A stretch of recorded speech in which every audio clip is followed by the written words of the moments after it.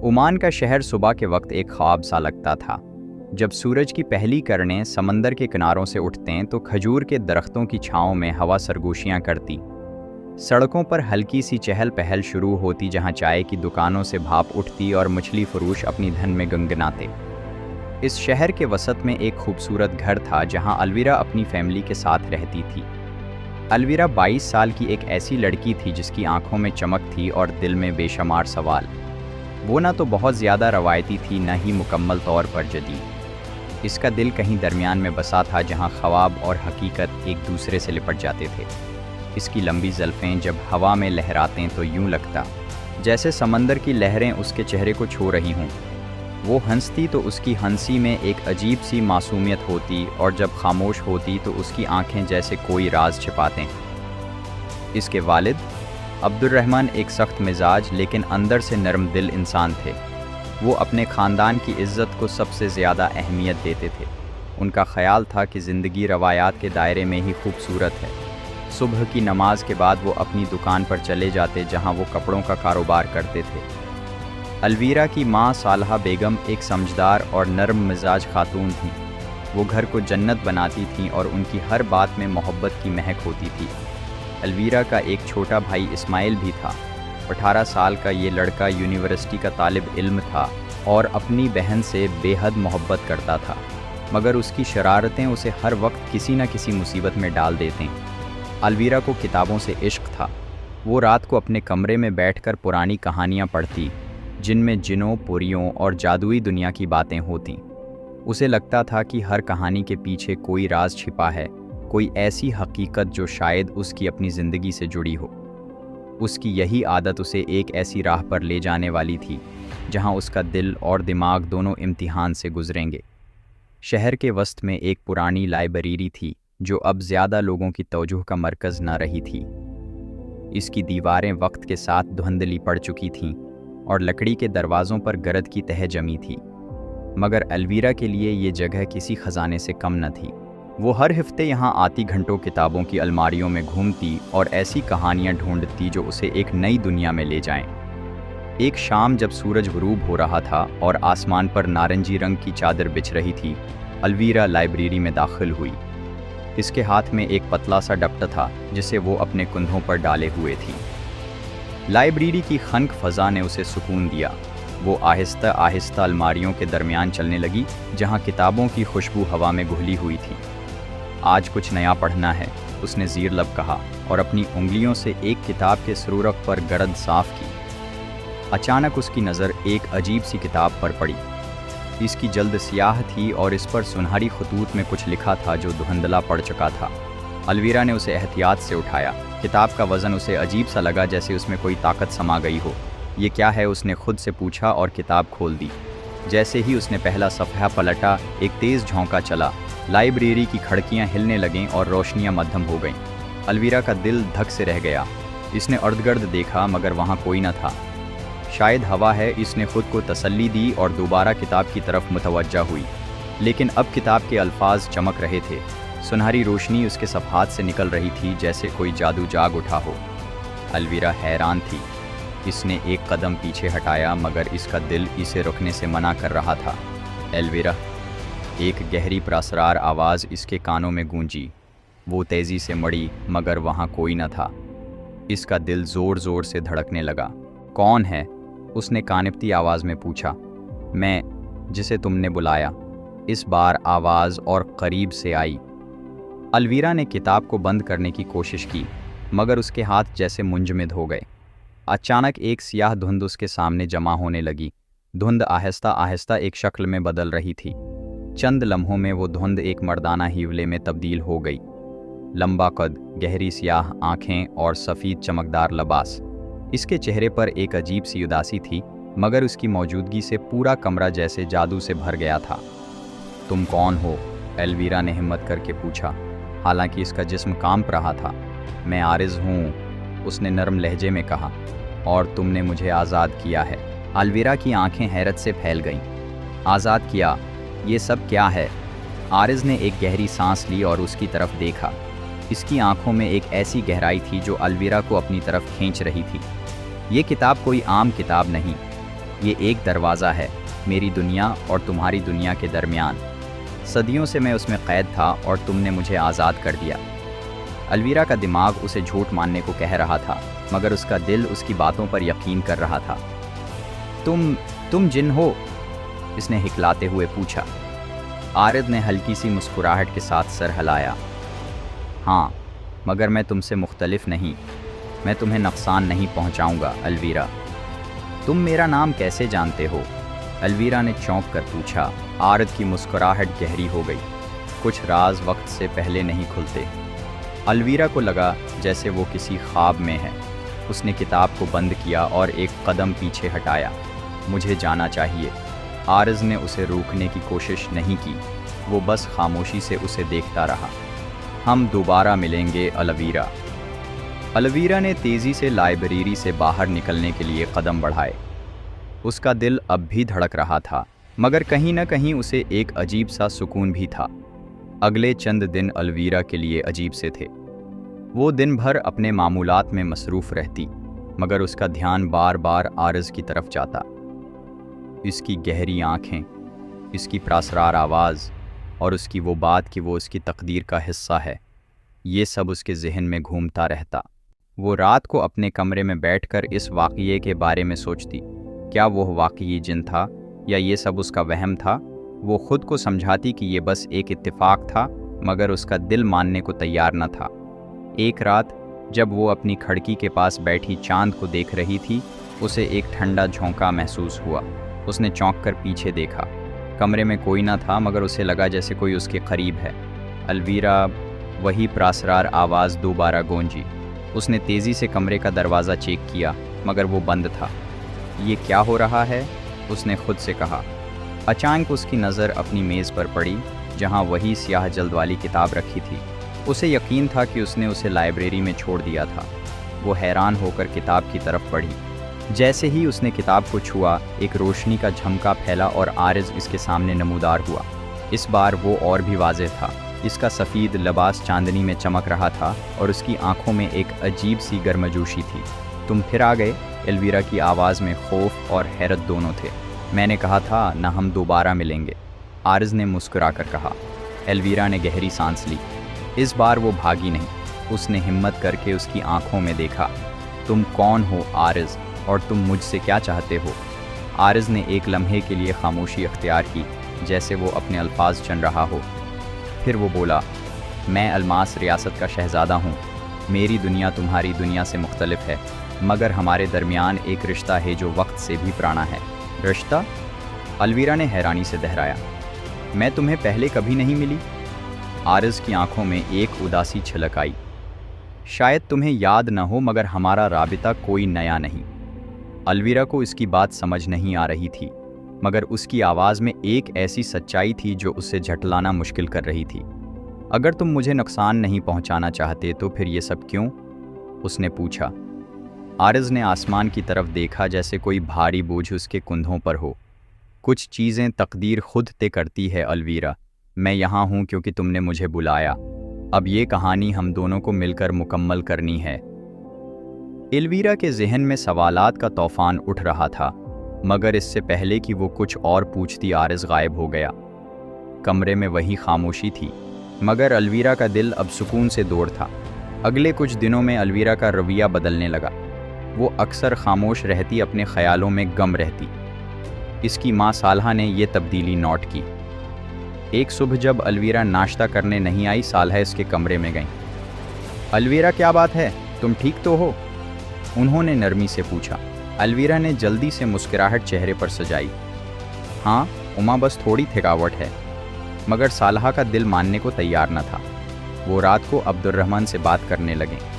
Aloe vera کچھ بدلی سی ہے، مجھے لگتا ہے کوئی بات اسے پریشان کر رہی ہے۔ عبد الرحمن نے بھنویں چڑھائیں۔ تم عورتوں کو ہر وقت فکر لگی رہتی ہے، وہ ٹھیک ہے؟ نہیں عبد الرحمن، ایک ماں کا دل جانتا ہے، ہمیں اس پر نظر رکھنی چاہیے۔ صالحہ نے اصرار کیا۔ عبد الرحمن نے سر ہلایا، مگر اندر سے وہ بھی فکر مند ہو گئے۔ انہوں نے فیصلہ کیا کہ وہ الویرا کے معمولات پر نظر رکھیں گے۔ جنگ اور قربانی امان پر سائے امان کی راتیں کبھی اتنی بے چین نہ تھیں۔ چاندنی جو ہر رات شہر کو چاندی کی چادر سے ڈھانپتی تھی، آج سیاہ بادلوں کی قید میں تھی۔ ہوا میں ایک عجیب سی بدبو تھی، جیسے کوئی قدیم نہوست جاگ اٹھی ہو۔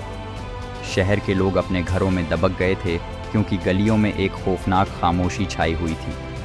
پرندوں کی چہچہاہٹ غائب تھی اور سمندر کی لہریں بھی جیسے ساکت ہو گئی تھیں۔ الویرا اپنے کمرے میں کھڑکی کے پاس کھڑی تھی۔ اس کی آنکھیں سرخ تھیں اور چہرہ پریشانی سے بوجھل۔ عارض کو اس کی آنکھوں کے سامنے زنجیروں میں جکڑا گیا تھا۔ وہ چیخنا چاہتی تھی، اپنے والدین سے لڑنا چاہتی تھی، مگر اس کا جسم جیسے تھک ہار چکا تھا۔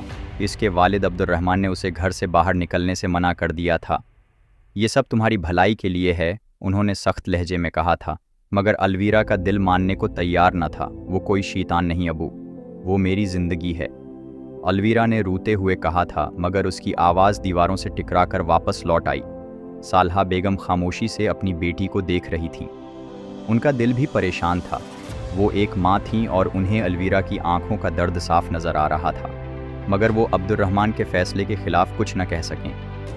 جادوگر زوالفقار نے انہیں یقین دلایا تھا کہ عارض ایک خطرناک جن ہے اور اسے قید کرنا ہی واحد حل ہے، مگر وہ سب غلط تھے۔ رات کے تیسرے پہر جب شہر سو رہا تھا، ایک زوردار دھماکی ہوا۔ زمین لرز اٹھی اور آسمان پر سرخ چمک پھیل گئی۔ الویرا اپنے بستر سے اچھل پڑی۔ اس نے کھڑکی سے باہر دیکھا تو اس کا دل دھک سے رہ گیا۔ شہر کے وسط میں ایک عظیم الشان دروازہ کھلا تھا، جس سے روشنی کا طوفان نکل رہا تھا۔ اس دروازے سے ایک دیو قامت شخص باہر نکلا، جس کے پیچھے ہزاروں سائے حرکت کر رہے تھے۔ یہ کیا ہے؟ الویرا نے خود سے پوچھا، مگر اس کا دل جیسے جواب جانتا تھا۔ حجائل کی آمدوا شخص کوئی اور نہیں، الماس ریاست کا بادشاہ حجائل تھا۔ اس کا قد اتنا بلند تھا کہ وہ عمارتوں سے بھی اونچا لگتا تھا۔ اس کی آنکھیں انگاروں کی مانند دہک رہی تھیں، اور اس کی آواز جب گونجی تو پورا شہر کانپ اٹھا۔ میرا بیٹا کہاں ہے؟ اس کی دہاڑ نے ہوا کو چیر دیا۔ حجائل کے پیچھے اس کی جناتی فوج تھی، ہزاروں جن، جن کے چہرے سیاہ نقابوں میں چھپے تھے اور ہاتھوں میں چمکتے ہوئے نیزے تھے۔ ان کی موجودگی سے زمین پر سائے رقص کر رہے تھے، جیسے کوئی عظیم طوفان آنے والا ہو۔ الویرا کا دل زور زور سے دھڑک رہا تھا۔ وہ جانتی تھی کہ یہ عارض کے والد ہیں۔ اس نے اپنا دوپٹہ لیا اور چپکے سے گھر سے نکل گئی۔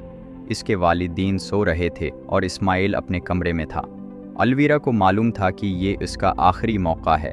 وہ تیزی سے شہر کے وسط کی طرف بھاگی، جہاں حجائل کھڑا تھا۔ اس کی موجودگی سے پورا ماحول جادو سے بھر گیا تھا۔ جب الویرا اس کے قریب پہنچی تو اس کی سانس رکھنے لگی۔ حجائل نے اسے دیکھا اور اس کی آنکھوں میں ایک عجیب سی چمک آئی۔ تم کون ہو؟ اس نے گرجدار آواز میں پوچھا۔ الویرا نے اپنی ساری ہمت جمع کی۔ میں الویرا ہوں اور میں عارض سے محبت کرتی ہوں۔ حجائل کی بھنویں چڑھیں۔ اس نے ایک لمحے کے لیے خاموشی سے الویرا کو دیکھا، جیسے وہ اس کی روح پڑھ رہا ہو۔